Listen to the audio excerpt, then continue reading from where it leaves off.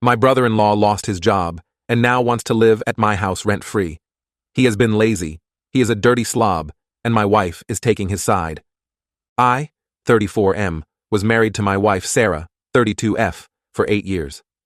We had been living in my house that I had purchased before we got married. It was a decent 3-bedroom home in a nice neighborhood. About 6 months ago, Sarah's brother Tom, 28M, had been kicked out of his apartment due to not being able to pay rent after losing his job during the pandemic. His funds had been completely drained, and he had nowhere to go. Sarah had insisted that he come stay with us temporarily until he could get back on his feet financially. I had been reluctant at first, as I valued my privacy and personal space. However, after Sarah had pleaded with me, stating that Tom was family and had no other options, I had agreed to let him stay in our spare bedroom for a few months. Tom had moved in with just a few suitcases of belongings. For the first couple of weeks, everything had been fine. He had kept to himself, cleaned up after himself in the common areas, and had been actively applying for jobs. However, after about a month, Tom's behavior had started changing. He had begun spending more time lounging around the house playing video games instead of job hunting. His bathroom habits had become incredibly disgusting, leaving pubic hairs everywhere, pee stains on the toilet, and the bathroom constantly reeked of his horrible body odor.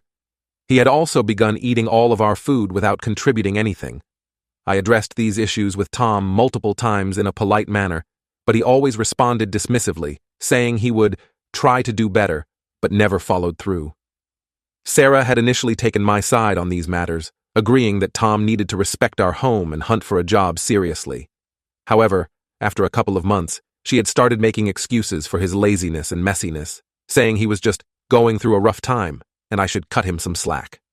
By 4th month of Tom's stay, I had reached my boiling point. Not only had his disgusting behavior continued, but he had started bringing random friends over without asking, blasting loud music and video games all night, and even vaping indoors, leaving the house smelling like a nightclub. I had to put my foot down and insisted Tom either straighten up and start job hunting seriously, or he would need to find another place to stay. This led to a massive blowout argument between Sarah and I. Sarah had shockingly taken Tom's side and stated, "What's the big deal? He's just having some fun after going through a rough patch. Why are you being so uptight and cruel to my own brother?" I had been dumbfounded that she was justifying and enabling Tom's complete lack of responsibility or respect as a guest in my house. When I had refused to back down on giving Tom an ultimatum, Sarah had given me an ultimatum of her own.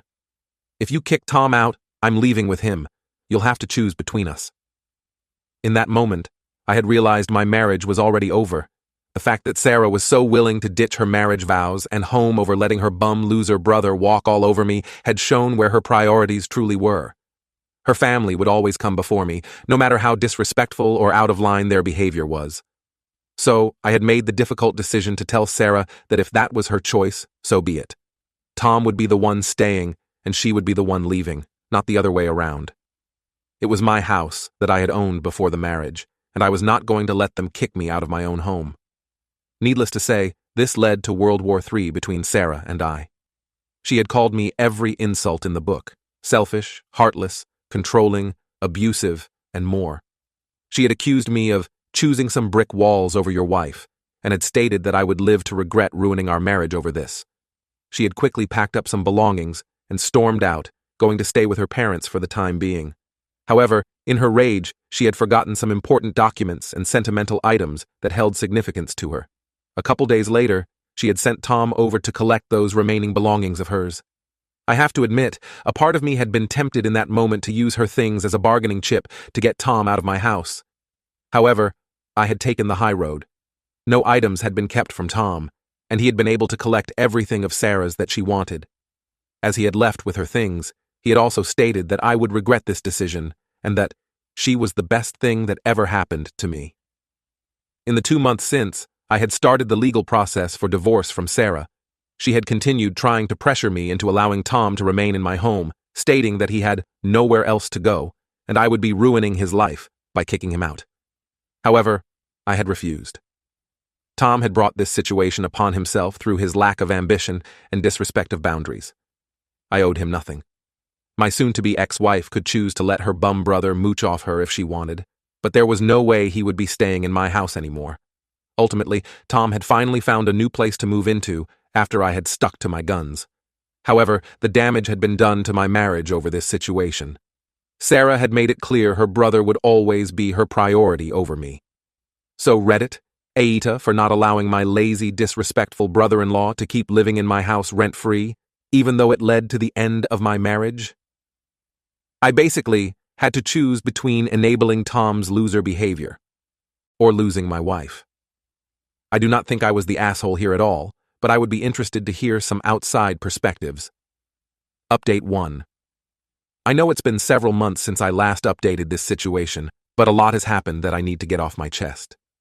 What I'm about to explain may seem crazy and unbelievable, but I swear on my life every word is the truth.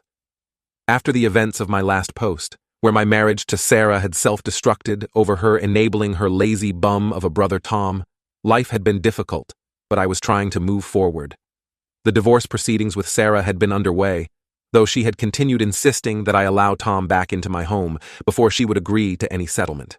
Of course, I had refused, having been pushed way too far by Tom's disgusting behavior and lack of respect towards my home and rules.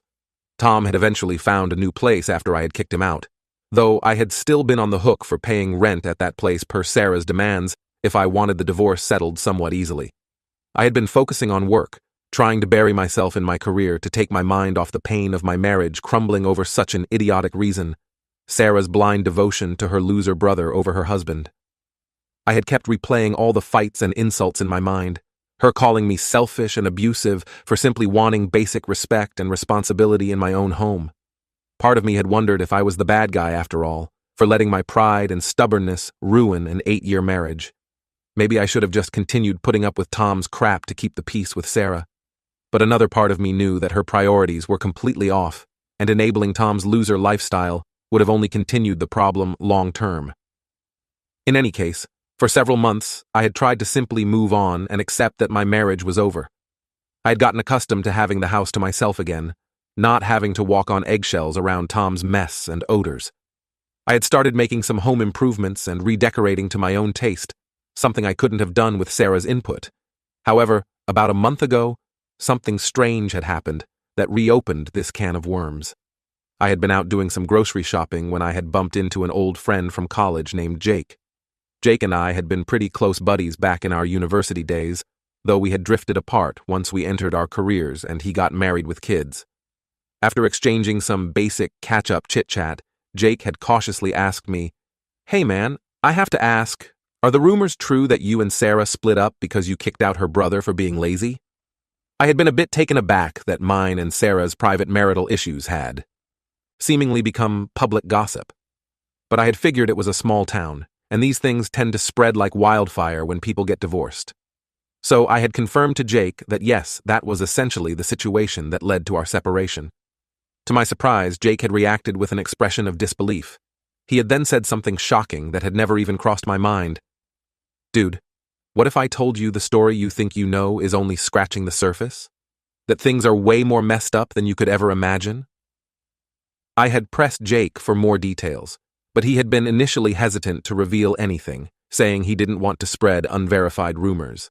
However, after I had insisted and reminded him of our old bond of trust, Jake eventually agreed and began explaining something that, if true, made me question everything I thought I knew.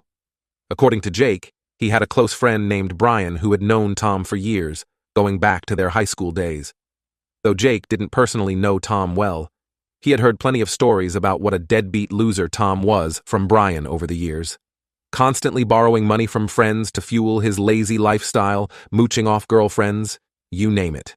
Well, according to what Brian had told Jake, Tom's sponging off me and Sarah had apparently been no accident or coincidence. It had been a calculated long-term plan by not just Tom, but also his friend Brian. As the story went, about a year prior, when things were still going well in my marriage, Brian had attended a party where he locked eyes with Sarah. According to Jake, Brian had immediately been mesmerized by Sarah's beauty and had been determined to pursue her, even though he knew she was married to me. Tom owed a huge sum of money to Brian, thousands of dollars, from some past debts and misadventures. Brian had been constantly hounding Tom to pay up, threatening trouble if he didn't get his money. That's when Brian had hatched a plan. He would convince Tom to pursue essentially breaking up my marriage to Sarah. If Tom could insert himself into our household and slowly turn Sarah against me, eventually driving a wedge that would lead to our divorce, well, then Brian would have a chance to slither his way in and pursue the newly single Sarah for himself. In return for Tom's efforts in breaking up my marriage, Brian would waive the huge debt that hung over Tom's head, finally relieving him of that burden. A win-win for those two jackals. I had listened to Jake's story in utter disbelief and disgust. There was no way Tom could be that big of a scumbag, was there? To actively work on sabotaging his own sister's marriage, just so his sleazeball friend could have a chance with her? But Jake had insisted. Everything he was telling me came directly from Brian's mouth, and the timeline seemed to line up perfectly. Tom had started mooching off Sarah and me soon after Brian first saw her and became infatuated. Tom's behavior had suddenly shifted to being a repulsive, lazy slob not long after that as well. According to Jake, Brian had been giving Tom constant advice and instructions on how to slowly turn Sarah against me over time. Little by little, making me out to be the bad guy who was too uptight and cruel for simply wanting baseline responsibilities and respect in my own home. Pitting Sarah against me by constantly saying I was being unreasonable in my expectations of Tom. It had all originated from Brian's obsession with my wife and desire to snake his way into a relationship with her by destroying my marriage in the process. With Tom's help as the inside man chipping away at Sarah's love for me, they had achieved their goal. Hearing all of this had felt like being punched in the gut repeatedly. For months, I had been torturing myself wondering if I was the asshole who had cruelly prioritized my house over my wife's own flesh and blood brother. But if the revelations from Jake were true, then it had all been one long planned con by Tom and Brian. Even beyond the pain of the betrayal, it hurt hugely to think about the inevitable toll this truth would have taken on Sarah herself. To realize she had been nothing more than a pawn used by her own brother to sabotage her marriage, all in the service of setting her up for Brian to eventually sleep with. The depraved betrayal of trust and deceit from Tom and this Brian scumbag was staggering. I had spent the next few days in an emotional spin, unable to concentrate at work as these horrific revelations consumed my mind. I had pressed Jake for any other details he could provide, including how trustworthy of a source his friend Brian was for this.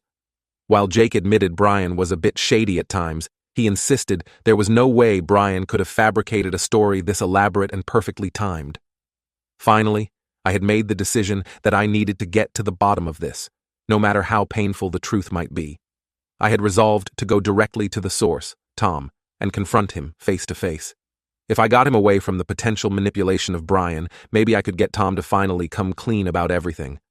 I had texted Tom asking if we could meet up for a conversation, and to my surprise, he had agreed relatively quickly. We had decided on a quiet diner near his new place for the meeting. When I had arrived, Tom had been waiting with the same smug look and dismissive body language he always had. "All right, man, you said you wanted to talk?" Tom had said as I took a seat across from him. "What's on your mind?" I had taken a deep breath, deciding in that moment to be blunt rather than dance around the subject. "I know everything, Tom. I know about the plan you and your buddy Brian hatched to sabotage my marriage." The smirk had immediately disappeared from Tom's face upon hearing my words. His eyes had gone wide with a look of shock and panic, giving me all the confirmation I needed that what I had learned was true. I don't know what you're talking about, man," Tom had stuttered out unconvincingly, unable to maintain eye contact with me. "Don't even try to deny it," I stated firmly. "I know all about how your scumbag friend Brian got obsessed with my wife Sarah after seeing her at a party, and I know all about the twisted deal you two made." Tom had stayed silent, shifting uncomfortably in his seat as I had laid out the details I knew of their scheme. "Brian agreed to waive all the money you owed him if you could successfully insert yourself into our home and slowly turn Sarah against me over time, driving a rift between us until our marriage crumbled. Also, Brian could have a chance to pursue a newly single Sarah for himself." The lack of protest or denial from Tom had told me everything. Eventually, his gaze had dropped to the table, unable to even look me in the eye anymore. I had felt such a consuming combination of rage, disgust, and heartbreak in that moment. "You're a real piece of work, Tom," I spat out, struggling to keep my voice down in the diner. "Betraying your own sister, sabotaging her marriage, just so your loser buddy could have a shot at getting with her. Do you have any idea how messed up and cruel that is?"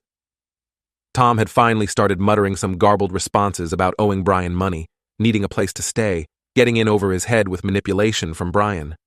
But it had all sounded like pitiful excuses and justifications to me. "Save it," I had cut him off. This was one of the most depraved, disgusting betrayals I could ever imagine. And the worst part is how you involved and used Sarah as a pawn in your twisted little game. I had wondered if I should tell Sarah the full truth of what her brother had done. Part of me wanted to protect her from the devastation of learning her own sibling had played such an active role in sabotaging her marriage for his own selfish interests. But another part knew she deserved to know the full extent of Tom's reprehensible actions and betrayal. In that moment at the diner, with the truth finally out in the open between us, I had made the decision to completely cut Tom out of my life, regardless of what came next with Sarah. "You're done, Tom," I had stated, standing up from the table. "I don't ever want to see or hear from you again. If you so much as come near me or try contacting me, I'll make sure the full truth about what you pulled gets plastered all over this town." Tom had sat there, finally deflated without his trademark smirk and casual attitude to hide behind. As I had turned to leave the diner, he had finally found some words. "You'll regret this." And when Brian, I had cut him off immediately, feeling a surge of fury and disgust. "If you or your degenerate buddy Brian ever comes near me or Sarah again, you'll wish you had never been born." With that, I had stormed out of the diner, still feeling a swarm of emotions. Hatred towards Tom, disgust at Brian's depravity, torment at the manipulation Sarah had been subjected to by her own blood without even realizing. I had decided Sarah needed to know everything, no matter how painful. Maybe learning the circumstances would finally open her eyes to the manipulation she had been subjected to. I had asked Sarah if we could meet up in a public place, saying I had something incredibly important to discuss regarding the ending of our marriage. To her credit, she had agreed, without protest. We had met at a quiet cafe, and I could sense her anxiety and discomfort in the air immediately. As calmly as I could, I had begun walking her through everything Jake had told me about the plan between Tom and his friend Brian. At first, she had reacted with disbelief, unable to believe that her own brother being capable of such cruelty and deceit. But as I had laid out all the pieces of the puzzle, the timeline, the specific details, her expression had slowly started to change. By the end, I could see it all clicking into place for Sarah, the consistent encouragement from Tom to take his side against me, his apparent obsession with inserting himself into our marriage and living situation, his advice that I was being unreasonable for my attitude on his lack of responsibility. It had all been an accurately calculated effort to drive Sarah and I apart, all in service of Brian's messed-up obsession and deal with Tom. Tears had started streaming down Sarah's face as the full, harsh reality settled in. To her credit, she had not tried to make excuses or rationalize Tom's actions at all. I think she realized, just like I did, that this was a new low of depravity that could not be explained away or justified whatsoever. She had immediately attempted to contact Tom to confront him, but he had pointedly dodged all of her calls and messages. Eventually, she had told me she just felt completely sick to her stomach, sick about the lengths Tom had gone to sabotage her own marriage in such a cruel, selfish way, and sick about the realization of how badly she had been manipulated and used as a pawn. In that moment, I saw the woman I fell in love with all those years ago, the sweet, kind-hearted person who would never intentionally hurt anyone. Sarah had been an innocent victim of Tom's deception, just as much as I had. Despite the anguish of our marriage ending, I didn't have it in me to stay angry or resentful towards Sarah after that conversation. If anything, I felt a strange sense of relief that she now saw Tom for the depraved snake that he was, just like I did. We had spent a long time talking through everything that day, re-examining her interactions with Tom during his stay at our house through a new lens of realization. So many of his comments and behaviors that had once seemed innocent or ambiguous suddenly took on a new, sinister meaning when viewed through the context of the truth we now knew. Sarah had made it clear she now recognized how terribly misguided she had been in enabling Tom's terrible behavior towards me. No more excuses, no more justifications. She got it. We had both resolved that day to do whatever it took to permanently cut the cancer of Tom out of our lives. Sarah had been every bit as disgusted by Brian's depraved obsession and role in all of this as I was. On some level, we had bonded again over our mutual hatred for those two rascals who had exploited our marriage. In the weeks and months that followed, Sarah and I had an open line of communication during our divorce proceedings. While we both still felt our marriage was too damaged to piece back together, there were no longer any lingering resentments or bad blood between us, which helped immensely. We had made a pact to immediately cut off all contact and communication with Tom indefinitely, refusing to let him worm his way back into our lives or make any more excuses. He had made his depraved choices, and he could live with those consequences. As for his scumbag friend Brian, we had agreed that if he ever tried to contact or pursue Sarah in any way, we would not hesitate to get police involvement and file restraining orders. His twisted obsession and entitlement over Sarah had gone way too far already. In any case, for as nightmarish as this whole experience was, I'm just grateful Sarah and I have both emerged on the other side with an odd sense of clarity, boundaries re-established.